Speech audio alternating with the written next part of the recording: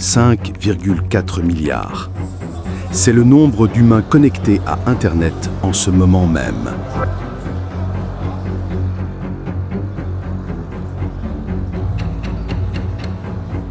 « 4,8 milliards sur les réseaux sociaux. Jamais dans l'histoire de l'humanité, nous n'avons été aussi connectés. Et pourtant, jamais nous nous sommes sentis aussi seuls. » Écoutez bien ces chiffres.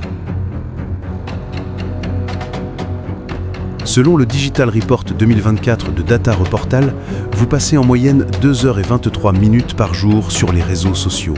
Ça fait 36 jours par an. 36, un mois entier de votre vie chaque année à scroller, liker, commenter.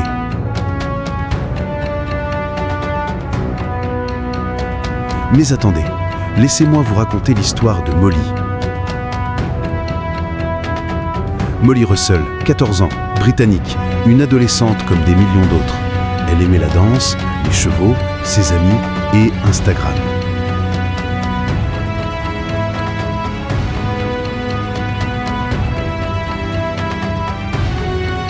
Dans les 6 mois avant sa mort, Molly a consulté plus de 2100 contenus sur Instagram. 2100 publications sur la dépression, l'automutilation, le suicide.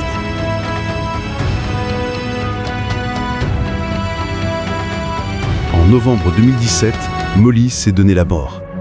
En 2022, un tribunal britannique a rendu un verdict historique. Molly est morte des effets négatifs de contenu en ligne.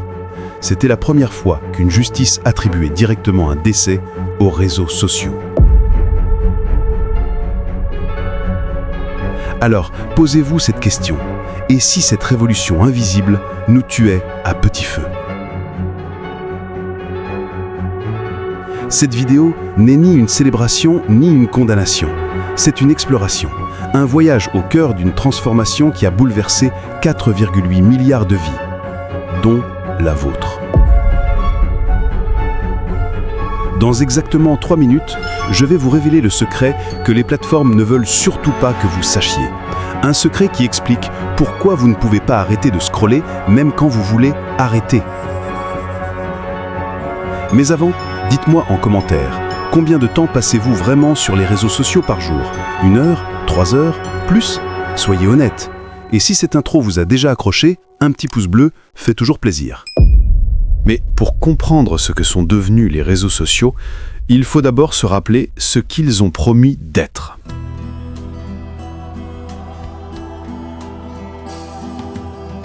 Imaginez, 4 février 2004, dortoir de Harvard.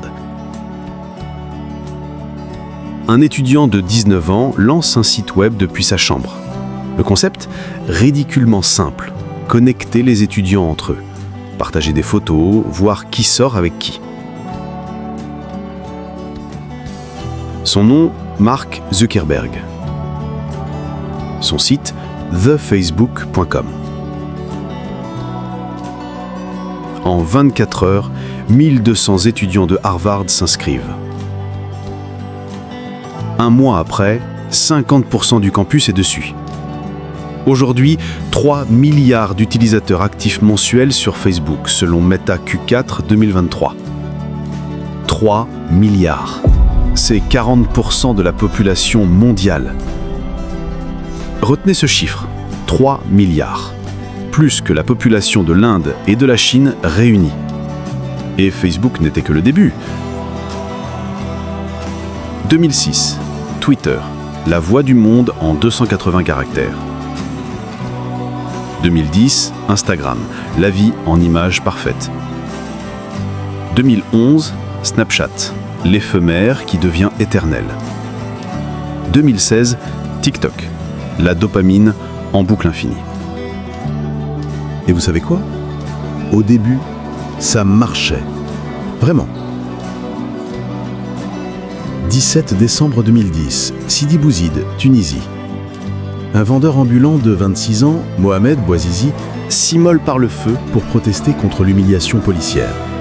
En temps normal, cette tragédie serait restée locale, invisible, oubliée. Mais cette fois, les Tunisiens filment, partagent, tweetent. En quelques heures, le monde entier est au courant. Résultat, le printemps arabe. Des millions de personnes descendent dans les rues, des dictatures tombent.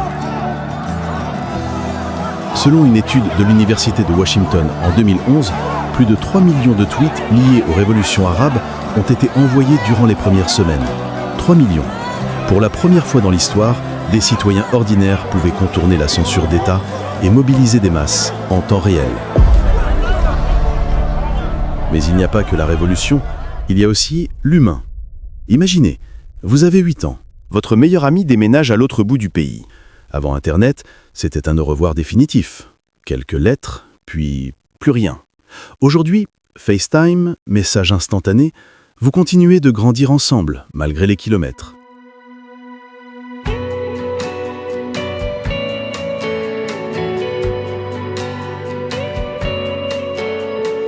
Selon Pew Research Center, en 2018, 69% des adultes américains utilisaient Facebook pour rester en contact avec leurs proches éloignés. Des grands-parents qui découvrent leurs petits-enfants en vidéo, des expatriés qui gardent le lien avec leur pays natal, des amitiés d'enfance retrouvées après 30 ans de silence. Et puis il y a l'éducation. YouTube est devenu la deuxième plus grande source d'éducation au monde après l'école formelle, selon une enquête Google 2020. Des millions apprennent gratuitement. Langue, programmation, mathématiques, cuisine, philosophie. Tout à portée d'un clic. Et la solidarité. GoFundMe a permis de lever plus de 17 milliards de dollars depuis 2010, selon leurs données 2023. 17 milliards. Des opérations chirurgicales financées, des catastrophes naturelles, soutien immédiat, des rêves réalisés. Alors oui, les réseaux sociaux ont tenu leurs promesses. Ils ont connecté, mobilisé, éduqué, aidé. Mais quelque chose s'est passé. Quelque chose de subtil, d'invisible. Les réseaux sociaux ont cessé d'être des outils au service des utilisateurs et sont devenus des machines au service d'autre chose. Rappelez-vous, jamais aussi connecté, jamais aussi seul. Mais pourquoi ? Quel est ce secret que je vous ai promis ? Vous allez le découvrir dans exactement 30 secondes et ça va vous glacer le sang. Si c'est gratuit, c'est que vous êtes le produit. Laissez-moi vous montrer quelque chose. 2023, Meta, la maison mère de Facebook, Instagram, WhatsApp, génère 134,9 milliards de dollars de revenus selon le rapport annuel Formdisca 2023. 134,9 milliards. Devinez d'où vient cet argent. 97,5% vient de la publicité. 97,5%. Cela signifie que Meta ne vend pas un service. Meta vend vous, votre attention, vos données, votre temps. 2017, Sean Parker, cofondateur de Facebook et premier président de l'entreprise, prend la parole lors d'une conférence organisée par Axios. Écoutez bien ce qu'il dit. Nous avons exploité une vulnérabilité de la psychologie humaine, et nous le savions. Il continue. La question était comment consommer le maximum de votre temps et de votre attention consciente. Sean Parker, créateur du système, avoue publiquement avoir manipulé des milliards de cerveaux humains. Et vous savez le pire. Aujourd'hui, lui-même limite l'accès de ses propres enfants aux réseaux sociaux. Mais comment ça marche exactement ? Laissez-moi vous expliquer. Chaque fois que vous ouvrez une app, un algorithme se met en marche. Il analyse ce que vous regardez, combien de temps vous restez sur une publication, ce que vous aimez, ce que vous partagez, et même ce que vous ne faites pas. Ces données alimentent un profil publicitaire extrêmement précis. Selon Pew Research Center 2019, 74% des utilisateurs de Facebook ne savaient même pas que ce profil existait. Imaginez, vous êtes une femme de 28 ans, vous aimez le yoga, vous vivez en ville, vous venez de vous fiancer. Résultat, vous verrez des publicités pour tapis de yoga bio, studios locaux, robes de mariée, destination lune de miel. Ce n'est pas de la magie, c'est de l'ingénierie comportementale. Mais voici le vrai secret, celui qui explique pourquoi vous ne pouvez pas arrêter. La dopamine.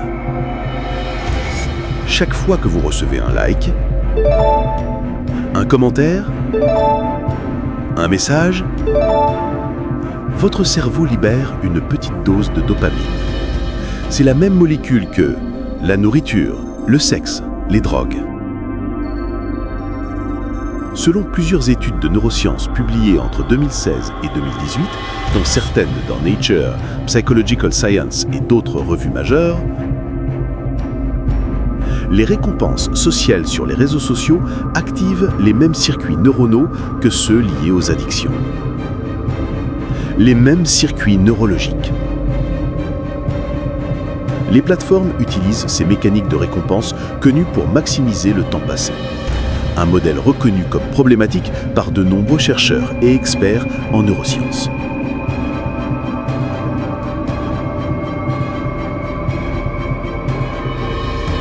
Le scrolling infini, jamais de fin naturelle, les notifications push, interruptions constantes, les recommandations, toujours plus addictifs, les stories Snapchat, obligations psychologiques. Résultat ? 2h23 par jour en moyenne mondiale, selon Global Web Index 2023. Chez les 16-24 ans, 3h14. Ça fait 1183 heures par an pour un adulte. 49 jours complets. Presque 2 mois de votre vie chaque année à scroller. 2 mois. Question pour vous là, maintenant. Qui contrôle qui ? Est-ce vous qui utilisez les réseaux sociaux ou eux qui vous utilisent ? Si cette révélation vous choque, laissez un like. Et dites-moi en commentaire, combien de fois par jour vérifiez-vous vos notifications ? 10 fois ? 50 fois ? 100 fois ? Mais l'économie de l'attention n'est que le début. Car en changeant notre rapport à la récompense, à la validation, au temps, les réseaux sociaux ont aussi changé quelque chose de bien plus profond. Ils ont changé nous. Jamais aussi connectés, jamais aussi seuls. Et maintenant, vous allez découvrir pourquoi.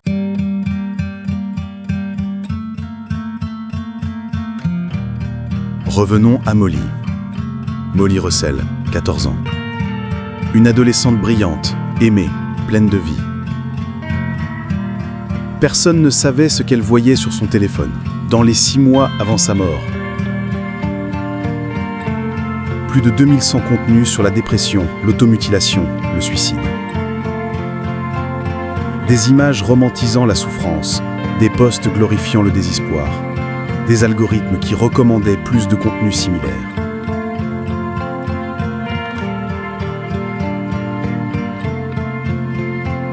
Septembre 2022. Verdict historique du coroner britannique. Molly Russell est morte des effets négatifs de contenu en ligne. Première fois dans l'histoire qu'une justice attribue directement un décès aux réseaux sociaux. L'histoire de Molly n'est pas unique. Elle est le symbole d'une crise silencieuse qui touche des millions de personnes. Les chiffres sont brutaux. Selon l'Organisation mondiale de la santé, en 2021, plus de 280 millions de personnes dans le monde souffraient de dépression. 280 millions. Chez les adolescents, les taux d'anxiété et de dépression ont augmenté de 25% entre 2010 et 2020, selon l'Lancet. Une période qui inclut notamment l'explosion de l'usage des smartphones et réseaux sociaux, puis la pandémie de Covid-19. 25% en 10 ans. Coïncidence ? Non. Une étude de l'Université de Pennsylvanie en 2018 a démontré quelque chose de frappant. Limiter l'utilisation des réseaux sociaux à 30 minutes par jour réduisait significativement les symptômes de dépression et de solitude.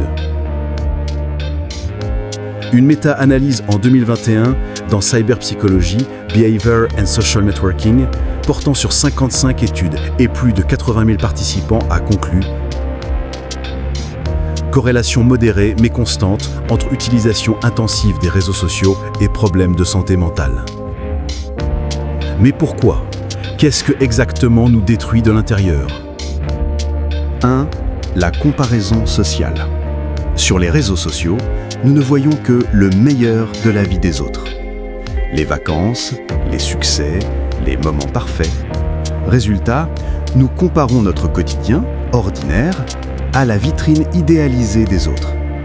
Une étude de 2017 dans le Journal of Social and Clinical Psychology a révélé: les utilisateurs qui passent plus de temps sur Facebook ressentent davantage d'envie et de tristesse par rapport à leur propre vie. 2. La quête de validation. Les likes, les commentaires, les partages. Ils deviennent des indicateurs de notre valeur sociale. Quand une publication ne reçoit pas l'attention espérée, anxiété, baisse d'estime de soi, sentiment d'échec. Selon une enquête du Royal Society for Public Health au Royaume-Uni en 2017, Instagram est classé comme le réseau social le plus nocif pour la santé mentale des jeunes. Le plus nocif. Mais les réseaux sociaux ne fracturent pas seulement notre santé mentale individuelle, ils fracturent aussi notre société. Avez-vous remarqué ? Les débats en ligne deviennent de plus en plus virulents. Les opinions semblent de plus en plus extrêmes. Les gens ne discutent plus, ils s'affrontent. Ce phénomène concerne l'ensemble des plateformes majeures, Facebook, Twitter, TikTok, YouTube, quel que soit le pays ou la marque. Ce n'est pas un hasard. Les algorithmes privilégient le contenu qui génère de l'engagement. Et quel type de contenu génère le plus d'engagement ? Le contenu émotionnel, le contenu choquant, le contenu qui divise. Une étude du MIT publiée dans Science en 2018 a analysé 126 000 histoires partagées sur Twitter. Résultat choc, les fausses informations se propagent 6 fois plus vite que les vraies. 6 fois plus vite. Pourquoi ? Parce qu'elles sont plus sensationnelles, plus émotionnelles, plus engageantes. 2021, Frances Haugen, ancienne employée de Facebook, divulgue des documents internes. Facebook savait. Nos algorithmes exploitent l'attraction du cerveau humain pour la division. Facebook admettait dans ses propres rapports internes que ces algorithmes exploitent notre cerveau. Conséquence, nous vivons de plus en plus dans des bulles. Nous ne voyons que des contenus qui confirment nos opinions. Nous ne sommes plus exposés à des points de vue différents. Nous ne parlons plus avec ceux qui pensent autrement. Selon Pew Research Center, en 2020, 64% des Américains estimaient que les réseaux sociaux avaient un effet majoritairement négatif sur le pays, en raison de la désinformation et de la polarisation. 2016. Élection présidentielle américaine.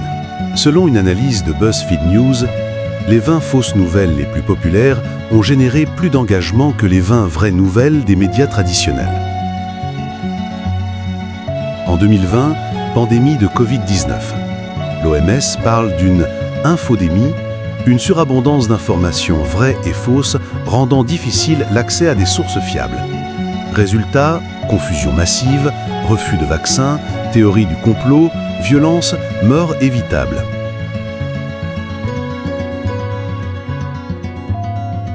Les réseaux sociaux ont créé des fractures invisibles entre nous et nous-mêmes, entre nous et les autres, entre la réalité et la fiction. Prenez une seconde. Quand avez-vous pour la dernière fois eu une vraie conversation ? Pas un échange de messages, pas des likes. Une vraie conversation, face à face, regard dans les yeux. Dites-le moi en commentaire. Jamais aussi connecté, jamais aussi seul. Mais ce n'est pas tout, car il reste une transformation encore plus profonde, celle qui touche notre identité. Une génération entière a grandi dans un monde où leur apparence est constamment photographiée, jugée, filtrée. Et ça a créé quelque chose de nouveau, quelque chose qu'aucune génération avant n'avait connu.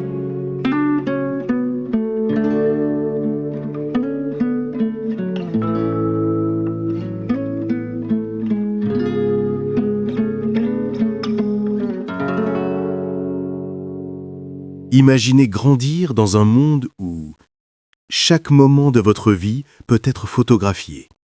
Votre apparence physique est constamment scrutée. Votre valeur sociale se mesure en likes.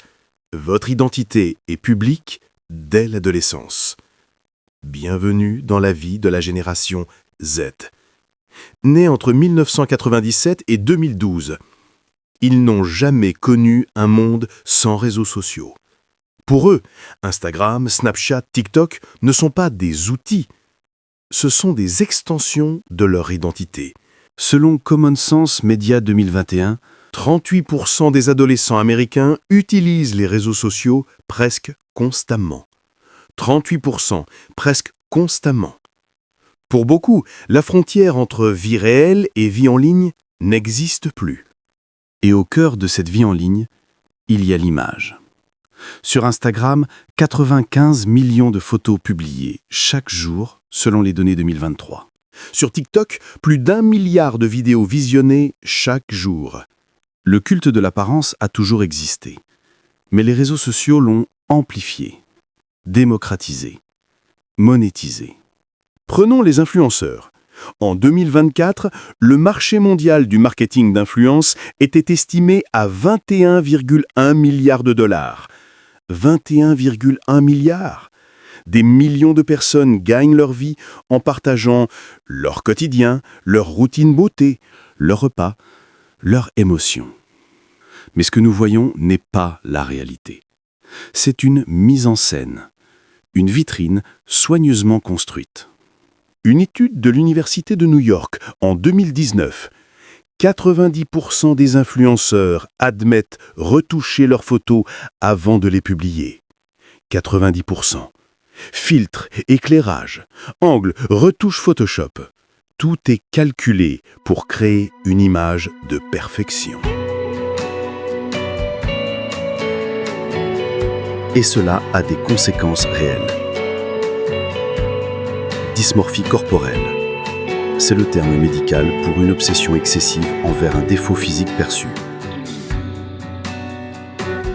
Selon l'American Academy of Facial Plastic and Reconstructive Surgery, 72% des chirurgiens ont signalé une augmentation des patients cherchant à ressembler à leur selfie filtré. Ressembler à leur selfie filtré. Ils veulent ressembler à une version artificielle d'eux-mêmes. Le phénomène a même un nom.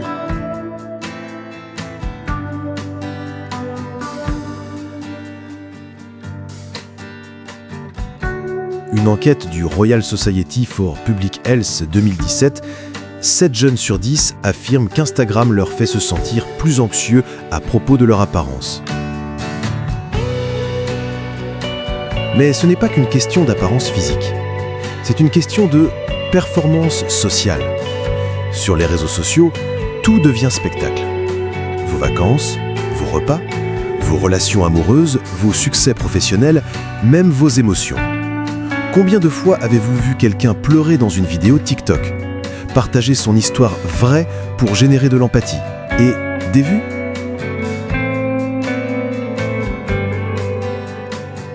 Le sociologue Erving Goffman parlait déjà en 1959 de mise en scène de la vie quotidienne. Mais avec les réseaux sociaux, cette mise en scène est devenue permanente, publique et évaluée en temps réel. Et il y a un effet plus subtil, plus dangereux, la perte d'authenticité. Quand tout est filtré, quand tout est optimisé pour plaire, que reste-t-il de la vraie personne ?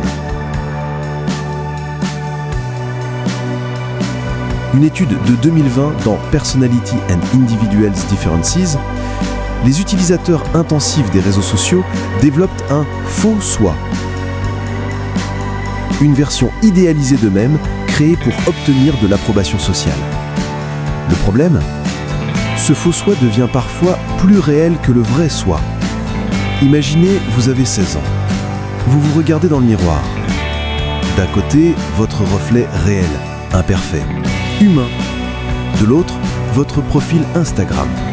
Filtré, liké, validé. Lequel est le vrai vous ?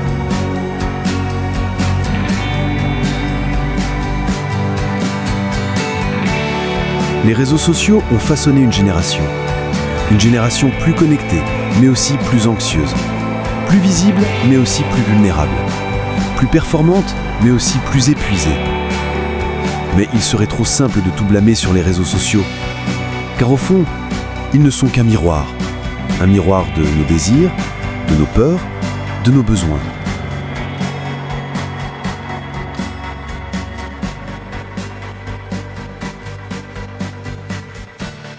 Nous sommes à 5 minutes de la fin. Si cette analyse vous touche, laissez un like et abonnez-vous. Et dites-moi, utilisez-vous des filtres sur vos photos? Toujours? Parfois? Never. Jamais aussi connecté, jamais aussi seul. Mais doit-il en être ainsi? Que faire? Abandonner? Résister? Ou reprendre le contrôle?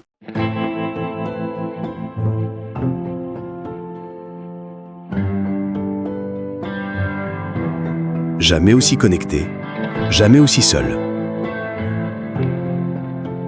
Mais cette phrase peut aussi s'écrire autrement. Nous sommes connectés, nous pouvons choisir de ne plus être seuls. Les réseaux sociaux ne sont ni bons ni mauvais. Ils sont ce que nous décidons d'en faire. Oui, ils peuvent isoler, mais ils peuvent aussi rassembler. Oui, ils peuvent manipuler, mais ils peuvent éduquer. Oui, ils peuvent diviser, mais ils peuvent mobiliser. Le problème n'est pas l'outil. Le problème, c'est la manière dont nous l'utilisons. Et surtout, la manière dont ils nous utilisent. Alors, comment reprendre le contrôle? 1. Prendre conscience. Conscience du temps que nous y passons. Conscience de leur impact sur notre humeur. Conscience de leur effet sur notre estime de soi. Conscience de la manière dont ils façonnent notre perception du monde. 2. Fixer des limites. Désactiver les notifications. Limiter le temps d'écran, 30 minutes par jour selon l'étude de Pennsylvanie. Pas de téléphone 1 heure avant de dormir. Pas de téléphone pendant les repas. Zone sans téléphone, chambre, salle de bain. 3. Choisir consciemment. Choisir ce que nous consommons. Choisir ce que nous partageons. Choisir avec qui nous interagissons. 4. Privilégier la qualité. Moins de scroll passif, plus d'interactions authentiques. Moins de comparaison, plus de connexion.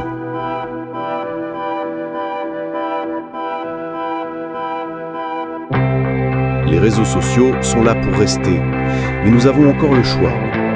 Le choix de les utiliser comme des fenêtres vers le monde ou comme des prisons dorées.